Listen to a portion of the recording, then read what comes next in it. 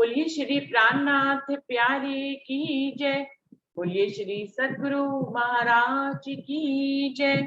सुंदर साथ जी, राम रतन महाराज जी की वितक की ये 7वीं लहर चल रही है, जिसके चौथे भाग में हम आगे बढ़ रहे हैं। आज उसका ही मंथन करेंगे।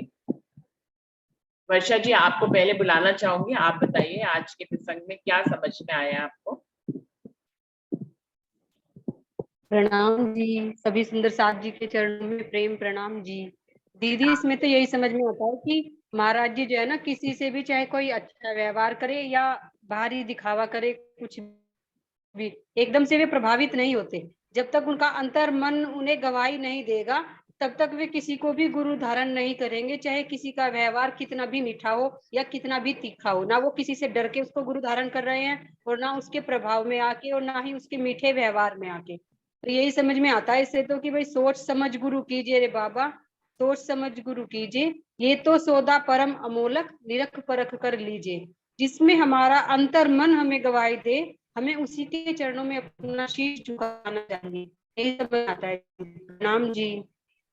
प्रणाम जी, बिल्कुल सही कहा वर्षा ने कि जिससे हमारा कोई दिल का कनेक्टिविटी ना बने, तब तक हम गुरु कैसे धारण करें।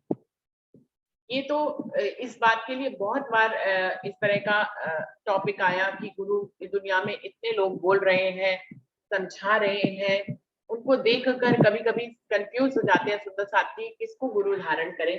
ये ऐसे बहुत से टॉपिक हमारे पास पहले भी आए। तो यही समझ में आता है कि जिससे दिल की कनेक्टिविटी हो वही आपका गुरु है। उससे पहले तो जब तक आपकी कनेक्टिविटी ना पड़े, जो दूसरों की देखा देखी उनके ये गुरु हैं तो हम भी उन्हीं को गुरु बना लें, ऐसा बिल्कुल भी जरूरी नहीं है जीवन में। सुंदर साथ जी, आपकी कनेक्टिविटी किसी से भी हो सकती है, और जिनके साथ आपके दिल की कनेक्टिविटी हो वही आपके गुरु और सदगुरु हो सकते हैं। बिल्कुल सही। और सुंदर साथ जी, रमता, आप कुछ बोलोगे क्या आज?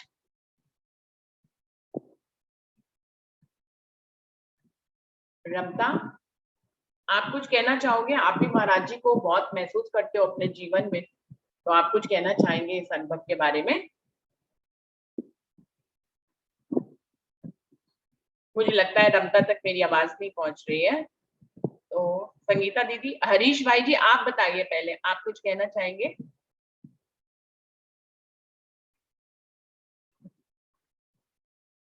हरीश भाई जी, उनके भी जी प्रणाम जी। आज कुछ कहना चाहेंगे आप आज के प्रसंग के लिए? हाँ, आज का प्रसंग तो जब से अभी तक शुरू हुई है बड़े महाराज जी की, तो हर प्रसंग हमें कुछ न कुछ सिखाते ही है। हमें उस प्रसंग से हमें सब कुछ सीखना चाहिए। अभी आज का जो प्रसंग है उसमें एक कहावत है कि समय से पहले और भाग्य से ज्यादा। देखिए, महाराज जी ने कैसे दृढ़ निश्चय कर लिया था कि जब तक हमें परमात्मा नहीं मिलते तब तक हम, देखिए, उन्होंने सिर्फ जल के ऊपर ही रहे, न फलहार भी छोड़ दिया। इतनी कसनी करके हमें ये सब कुछ बताया है कि हमें इस राह पे, वैसे तो हमें इतनी कसनी नहीं करनी है, हमें सब कुछ बताया है, हमको सब कुछ ज्ञान मिल गया है पाने भी तक। तो ऐसे दृढ़ निश्चय कर किया महाराज श्री ने कि वहां तक कि उन्होंने अपना फलाहार भी छोड़ दिया सिर्फ पानी के ऊपर। तो मेरे समझ में तो यही आता है कि वो महाराज जी ने भी कहा ना कि अभी ये समय नहीं है, तन छोड़ने का ये समय नहीं है, समय आएगा जब ये मिलेगा आपको। तो मुझे मेरी समझ में यही आ रहा है कि समय से पहले और भाग्य से ज्यादा, मतलब वो समय महाराज जी का नहीं था जो एक दृढ़ निश्चय करके एक वहां बैठ गए और अब हम कुछ नहीं करेंगे ऐसे करके। तो मेरी समझ में यही आ रहा है कि समय से मतलब वो समय महाराज जी का नहीं था कि वो जो निश्चय कर दिया था। तो महाराज जी जो आए उनके कहने पर उन्होंने फिर ये रास्ता बदल दिया। तो मेरी समझ में ये आ रहा है कि हमें भी ऐसा दृढ़ निश्चय तो राज्य के प्रति रखना ही चाहिए। अभी तो ये कसनी तो परमहंसों ने ही की है, और हमें तो सब कुछ परमहंसों ने कसनी करके ही हमें तो सब कुछ बताया है। जैसे सतगुरु बन के हमारे हमारे हमारे पास आते हैं कि और हमें सब कुछ सिखा के जाते हैं। तो हमें हमें अपनी राह अपना लेनी चाहिए, मेरी तो समझ में ही आ रहा है। और हमें अपनी रहनी सुधारनी है बस। परमहंसों ने वही अपनी कसनी इतनी की है कि जहां तक जैसे समय से पहले मतलब महाराज जी देखिए मेरा ठाकुर भी वैसे गए थे कि उन्होंने भी फलाहार और सब कुछ छोड़ दिया था। तो उनके दिल में भी वही था कि उनको दर्शन होता है और मुझे क्यों नहीं। तो यही बात यहाँ पर भी घटित होती है कि समय से पहले कुछ भी नहीं मिलता है। जो कसनी करनी है और राज जी ने जो ये खेल बनाया है, उस खेल में हमें खरा उतरना है। और खेल तो राज जी का बनाया है, वो हमने नहीं मांगा था, मंगवाया, लेकिन ये भी एक खेल है तो उसको खेल को हमें उसी तरह देखना चाहिए। तो यही हमें सीख मिलती है कि जब समय आता है ना, तभी हमें सब कुछ मिलता है। लेकिन हमें ये बात भी है कि हमें जैसे अ, वो जो चौपाई है ना कि मोमिन हक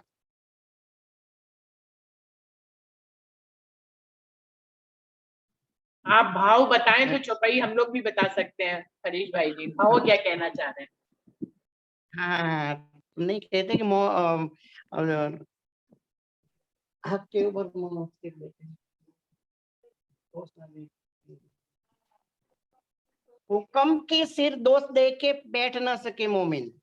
मतलब सारा जो है कोई देखिए वो तो राज्य की कृपा है। कुछ भी होता है तो हम ये कहते हैं कि जैसे राज्य ने चाहा होगा तब होगा।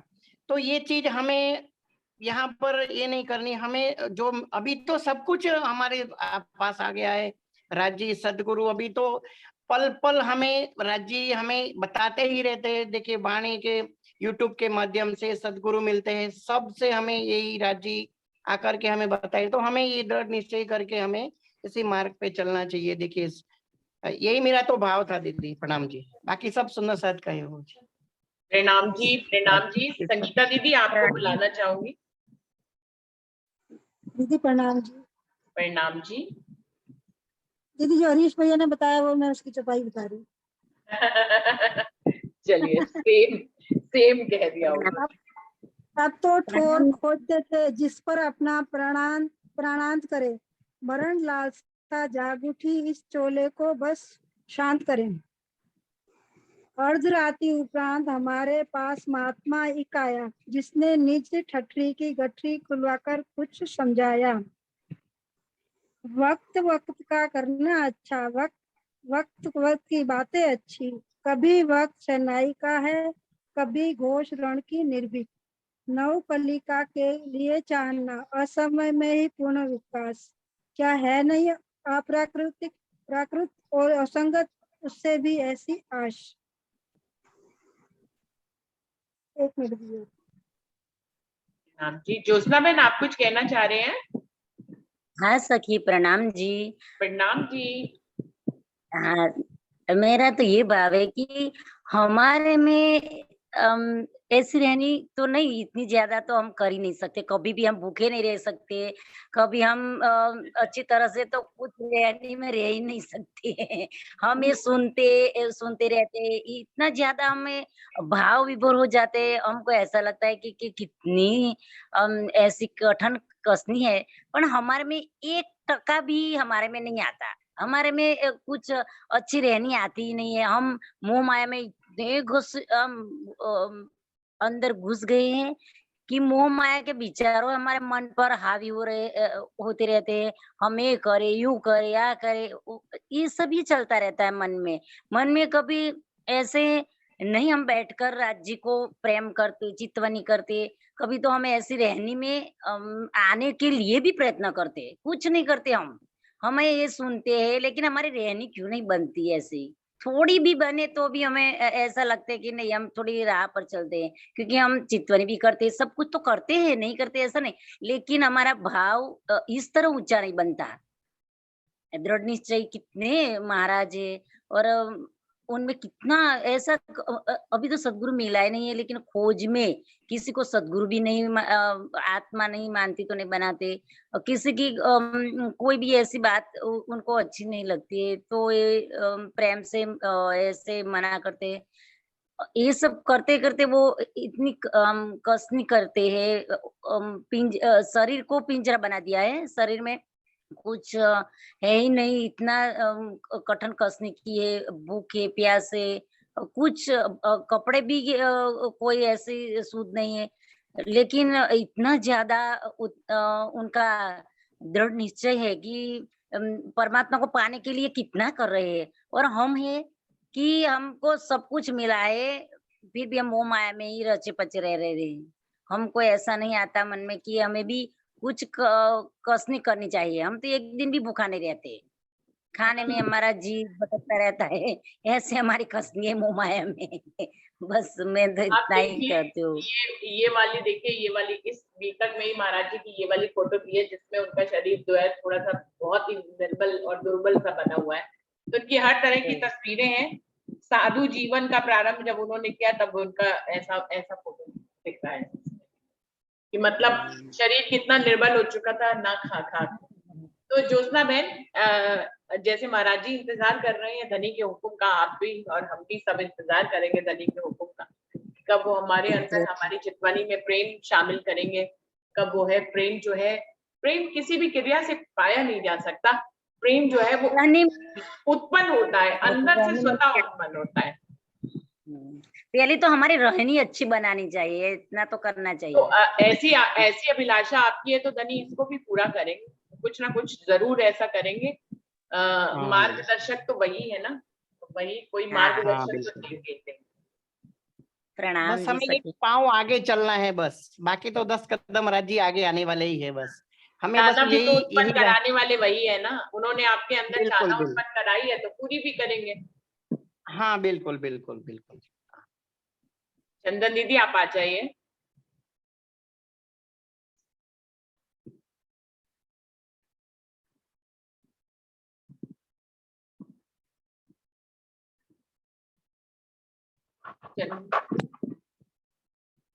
प्रणाम जी।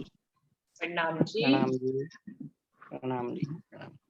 आज हम महाराज जी की बीतक में उस मोड़ पर पहुंचे हैं जहां पर महाराज जी खोज की राह में चलते चलते अपने चोले को ही शांत करने की सोचने लग पड़े। उनके भीतर एक मरण चाहना उत्पन्न हो गई कि क्या करना इस तन का, क्यों रखना इस तन को। मुख्य कारण तो यही था क्योंकि जिस सतगुरु की चाहना थी जीवन में, दूर दूर तक उन्हें उनका नामो निशान अभी दरस नहीं रहा था, और ये भी नहीं दरस रहा था कि जिस राह पे वो चल रहे हैं उसकी मंजिल, उस राह पे चल के सतगुरु महाराज मिलेंगे कि नहीं मिलेंगे।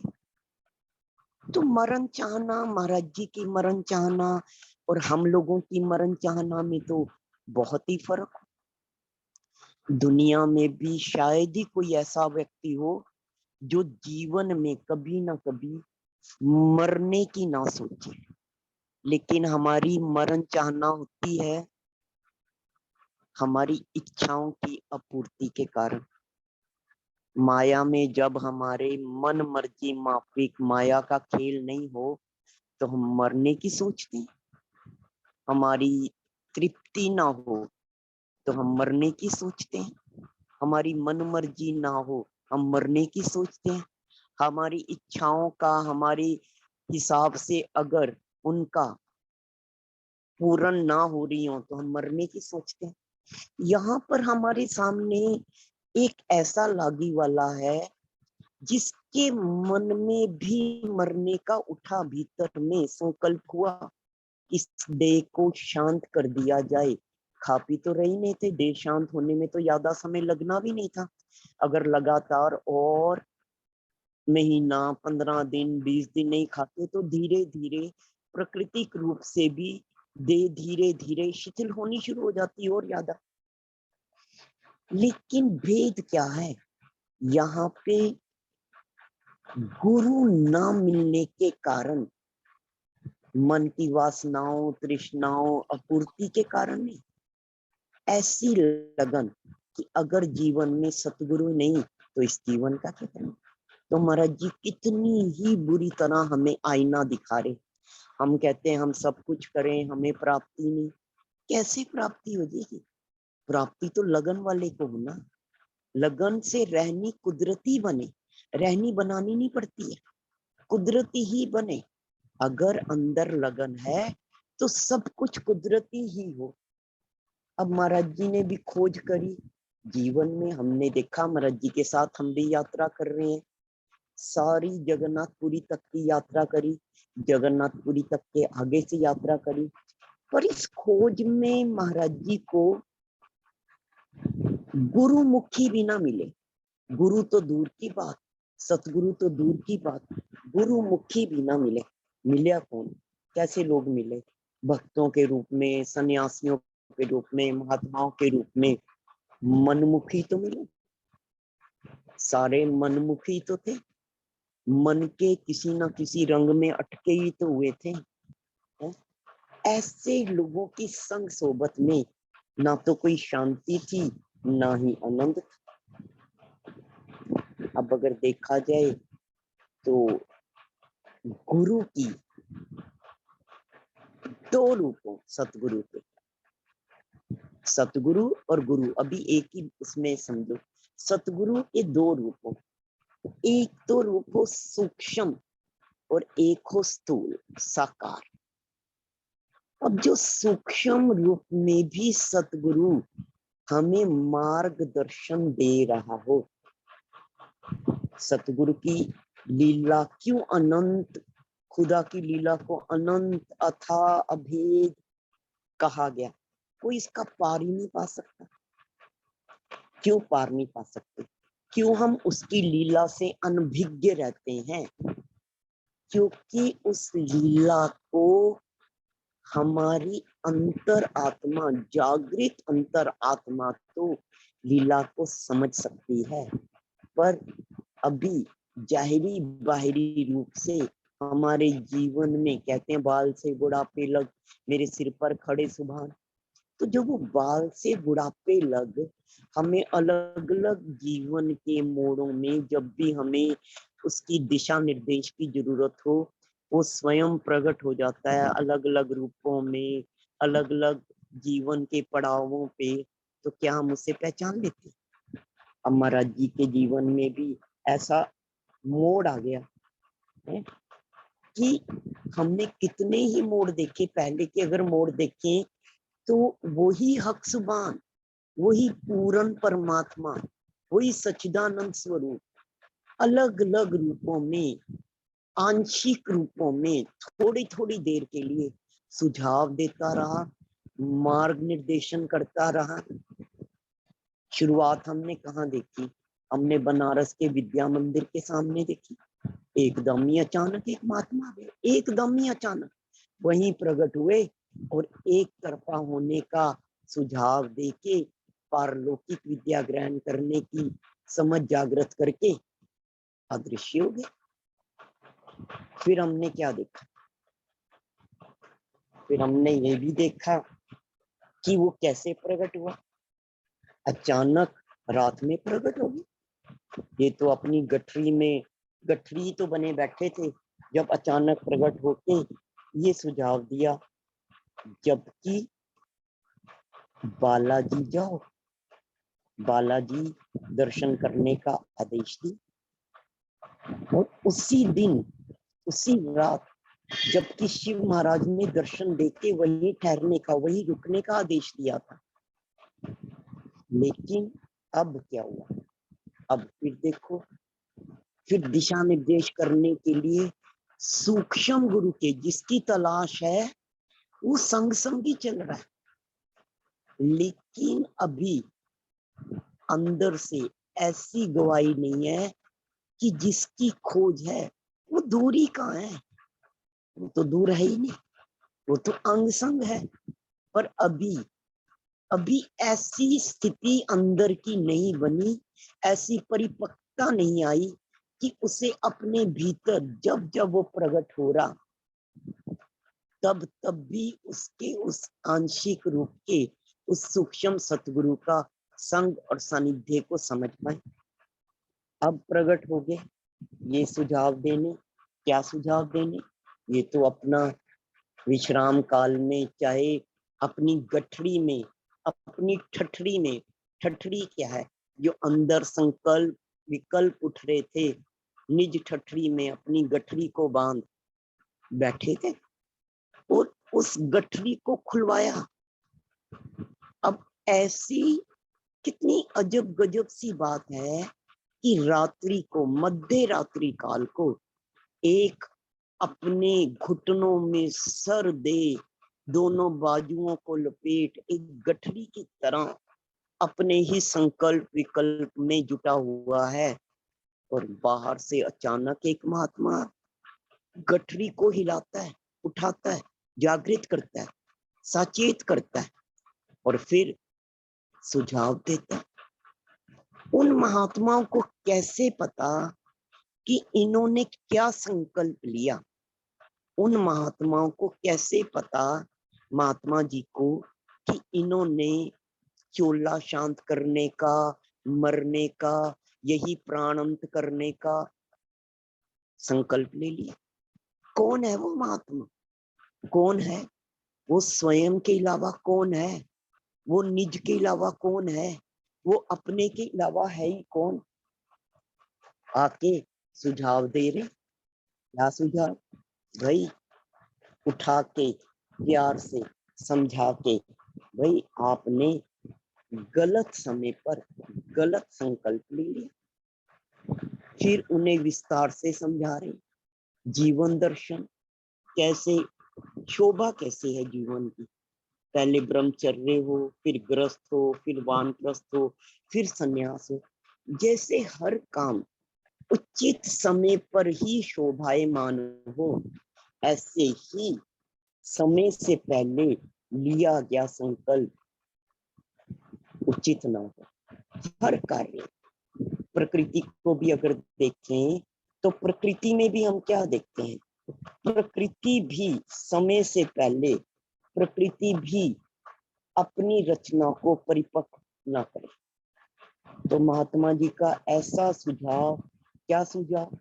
भाई धीरे धीरे रे मना, और धीरे सब कुछ होए, और माली सिंचत चाहे 100 घड़ा, ऋतु आए फल हो। भाई सबर, सबूरी, शांति, हुक्म को भी तो देखना, उसके हुक्म को भी तो जानना कि अपने ही मन पे, अपने ही संकल्प से एकदम उसे सामने साक्षात प्रकट कर लेंगे। भाई नहीं, तेरे संगी तोहे आन मिलेंगे, तो क्यों ना करे करार। जब महात्मा जी ने ऐसा सुझाव दिया, ऐसे सही ढंग से समझाया कि भाई ऐसा भी समय आएगा जब मरण भी उचित होगा।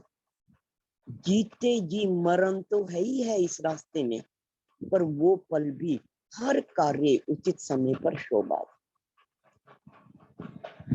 इस बात से कि देखो प्रकृति भी समय से पूर्व जो कुछ भी हो वो अप्राकृतिक और असंगत कहला। इस बात को कुदरत का एग्जाम्पल दे, ऋतुओं का एग्जाम्पल दे, हर बात का। तो महाराज जी को उन महात्मा की बात में इतना सत दर्शा, इतना दिल को बात छू गई, इतना हृदय के आर पार हो गई। देखो सत बात तो सत को ही सुहाएगी, और असत बात, दुष्ट प्रवृत्ति असत को सुहाए। बस महात्मा जी के सुझाव देने की देर, सुझाव सुनने की देर, उसी पल ही शांति हो गई। सारी उथल पुथल, सारी दुविधा एकदम ही निर्णय हो गया। अब महाराज जी ने अपना निर्णय बदल दिया, क्योंकि महात्मा जी के वचनों में पूर्ण सत्यता थी। एक एक वचन में संतों के, परमहंसों के वचन कभी भी खाली, कभी भी व्यर्थ ना जाए। एक एक वचन तीर के समान आर पार कर दे और अंतःकरण में कुछ घटित हो जाए। अब महाराज जी को अपना निर्णय दिखना शुरू हो गया कि हमारा निर्णय कहाँ से ही कहाँ तक गया। अपने कर्तव्य दिखने शुरू हो गए कि हमें अब क्या करना। इस मार्ग पर चलते हुए रास्ता तो मिलन का है, मिलन के रास्ते में रास्ता तो मिलन के लिए ये तन रूपी उपकरण मिला। अगर इस तन रूपी उपकरण को ही हम नष्ट कर देंगे तो भाई साक्षात मिलन कैसे संभव होगा। बात समझ आ गई। फल पाने की आतुरता में हमें अपने इस बाहरी जाहरी जो हमें पंचभौतिक तन मिला है, इस उपकरण को भी तो हमें नष्ट नहीं करना। अब खोज, ये बात हृदय में समझ आते ही, महात्मा जी का सुझाव मिलते ही, खोज का जो तेज था, ज्योत थी, वो एकदम ही प्रबल होगी। अब महात्मा जी के सुझाव को महाराज जी ने आदेश ही समझ लिया और आदेश समझ के प्रणाम कर कर, हाथ जोड़कर, माथा निवाज कर बोला, ठीक है जी, हम सुबह ही यहाँ से चल देंगे। पर महात्मा तो अंतर्यामी, दूरदर्शी, सब जाने।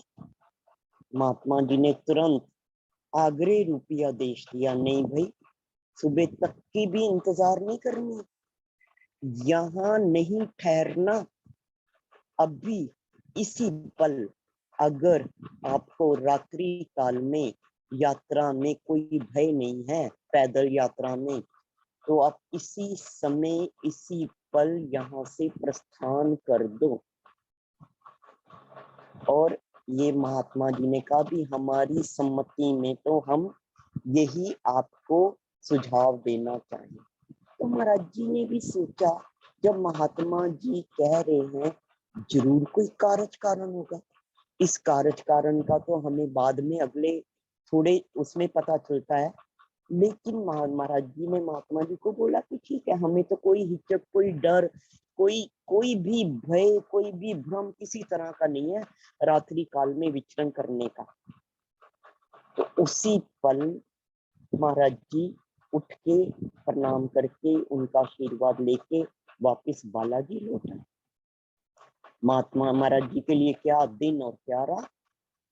और बालाजी वापस आके मंदिर में नहीं, मठ के बाहर एकांत में अपनी उसी गठरी में, अपनी निज ठठरी, अपने विचारों में, अपने ध्यान में, वहीं अपने चिर परिचित मुद्रा में, अपने उसी रंग ढंग में एकांत अकेले आके अपने आसन पर बैठ।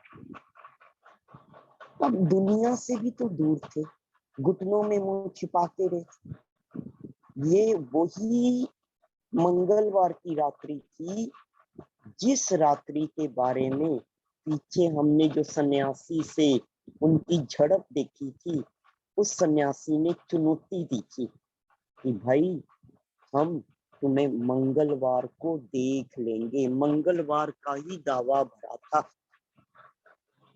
अब महाराज जी ने तो मंगलवार की रात्रि थी और अभी उसी रात्रि में महाराज जी जब अपने ध्यान में अपनी ही चिर परिचित मुद्रा में बैठे हुए थे, तो अर्धरात्रि उपरांत उन्हें कुछ घबराहट सी महसूस हुई। ऐसी घबराहट जो पूरी यात्रा के दौरान उन्होंने पहले कभी महसूस नहीं करी। लेकिन अपना ही ध्यान में अपने ही इष्ट का सिमरन करते करते महाराज जी ने वो समय भी काट दिया। अब सुबह उदय होते ही, सवेरा होते ही मठ के साधु जब बाहर निकले तो वो तो आश्चर्यचकित रह गए। उन्होंने एक नंग धड़ंग साधु को गठरी के रूप में पड़ा देखा। भाई ऐसी हालत देख के आसपास साधुजन इकट्ठे हो गए और साधुजन एकदम ही उत्सुकता से पूछते हैं एक दूसरे के बारे में, कौन भेद के साधु हो तुम? भाई कुछ तो बताओ, आप कौन हो, किस पंथ के हो, किस परंपरा के साधु हो, किस विचारधारा के मानने वाले हो, आप कैसे साधु सन्यासी हो, अपने बारे में कुछ तो बताओ। अब महाराज जी ने कितनी ही सत्यता से कह दिया, भाई साधु महात्मा तो नहीं भाई, बदकिस्मत हैं, वैसे तो ब्राह्मण है लेकिन निर्गुणे हैं। हम ऐसे निर्गुणे हैं कि हम दर बदर के धक्के खा रहे, हमें गुरु की खातिर धक्के खा रहे, लेकिन आज तक हमें गुरु नहीं मिला। हम ऐसे बदकिस्मत, ऐसे कर्महीन कि हमें जीवन में अभी तक खोजने पर भी कई कितनी ही पड़ाव पार करने पर भी हमें आज तक गुरु नहीं मिला। और वैसे अगर देखा जाए तो जन्म तो हमारे ब्राह्मण के घर में, पर हम ऐसी अवस्था में हैं कि हमें कोई भी पूर्ण पुरुष मिला ही नहीं कि हम बेफिक्र होके उसके खूंटे में टंग जाते, मतलब उसकी शरण में चले जाते। कैसी अद्भुत माया है इस परमात्मा की कि चाहने पर भी, लगन पर भी, उसकी राह में दर बदर ठोकर धक्के खाने पर भी दूर दूर तक उसका कोई हमें नामो निशान मिल ही नहीं रहा। जब महाराज जी ने इतनी सत्यता से बताया अपने बारे में, तो सारे साधु महात्मा उनके सत्य से इतने प्रभावित हो गए कि वो बहुत ही प्रसन्न हुए। उसी समय उस मठ का मठाधीश जो मुखिया था वो भी बाहर निकला, सभी साधु महात्माओं का हाल चाल, उनकी कोई सुख सुविधा का या किसी चीज की जरूरत है इस बात को जानने के लिए। जब उन साधु महात्माओं के बाद जब उसने महाराज जी को देखा तो क्या देखा? देखा एक तन नहीं, एक पिंजर पड़ा हुआ, ऐसा पिंजर कि देखने में तो मानव सा, लेकिन मानव का लेकिन पेट पिचक, ऐसा जैसे अभी दम निकला के निकला, मुंह ऐसा जैसे कि एक पक्षी का घोंसला जिसमें श्वास पक्षी ने आने जाने के लिए रास्ता बनाया हुआ, कहीं भी स्थूल शरीर की इंद्रियों का कोई भी तो दूर दूर तक ऐसा नहीं कि इसमें कोई रच बस रहा हो। और बाहर से देखो तो उस पिंजर ने दृढ़ता का ऐसा विकट रूप धारण किया हुआ कि तन पर धागा तक नहीं। महाराज जी को जब उन्होंने भाव से बुलाया ब्रह्मचारी जी ने कि उठो भक्त बालाजी के दर्शन कर लो, तो महाराज जी कैसे उठते, लेकिन उनका प्यार, उनका भाव, उनका सद्भाव, उनकी अनुराग, उनका श्रद्धा से बोलना,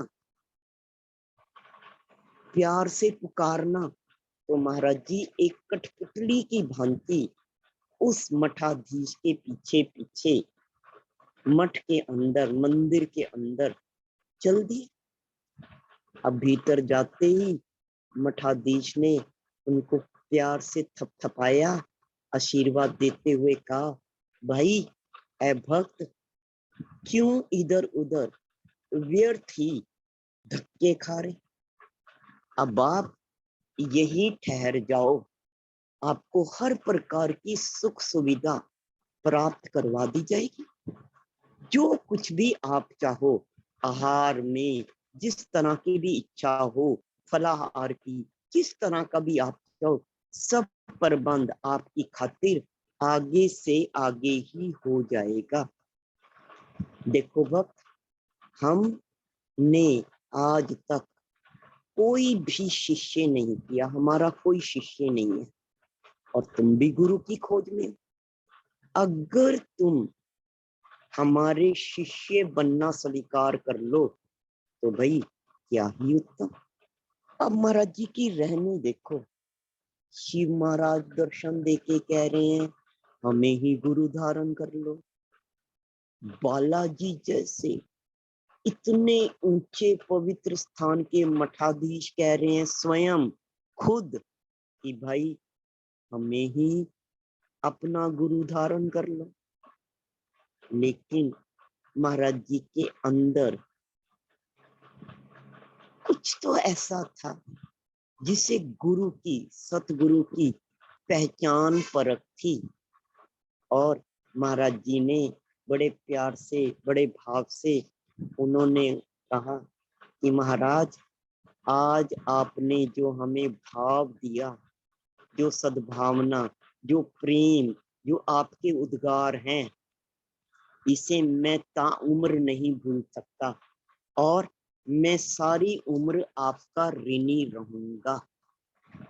पर महाराज, आपको हमें माफ करना पड़ेगा, क्योंकि हम आपके योग्य ही नहीं। आपने शिष्य का, आपके शिष्य बनने के योग्य नहीं है, क्योंकि हमारे अंदर संचालन का समर्थ ही नहीं है, हमारे अंदर वो गुण ही नहीं जो आपके शिष्य के अंदर जरूर होने चाहिए। हम उत्तरदायित्व उठाने के काबिल ही नहीं, हम ये भार अभी नहीं संभाल पाएंगे। क्यों? आपका, आप जैसे महापुरुष का हमें शिष्य बनाना व्यर्थ ही हो जाएगा। फिर महाराज जी ने थोड़ा सा और खुलासा करके बताया कि वो ऐसा क्यों कह रहे। उन्होंने कहा, महाराज जी, हमारा मन ना स्थिर नहीं है, अपने ही बारे में अपनी अवगुणों को दर्शा रहे हैं कि हम जी कार्यभार नहीं उठा सकते, हमारे अंदर संचालन का गुण नहीं है, हम सेवा में इतने वो नहीं होंगे, हमारा मामला अभी मन का डावाडोल है, हमारे चित्त में चाहे दुनिया से उदासीनता है जो आपको बाहर से दरस रही है और जिसके कारण आप हमें शिष्य बनाना चाह रहे। पर हमें किसी की तलाश है, हम किसी की खोज में हैं, और हमारी सारी चेतना, सारी प्राण शक्ति इस समय उसी खोज में, उसी तरफ लगी हुई है। तो हम किसी भी दुनिया के, धर्म के, समाज के किसी भी कार्य के योग्य नहीं है। आपकी ऐसी असीम कृपा हम पर सदैव बनी रहे। हमारी तो इसी से, आपके सद्भावों से ही आज इस दर पे झुल्ली भर गई। जो प्यार, जो भाव, जो आत्मीयता आपने दिखाई, इस प्रकार कहते मठाधीश को प्रणाम करके बाहर आके अपनी उसी गठरी रूप में आके अपने स्थान पर, अपने आसन पर आविराज।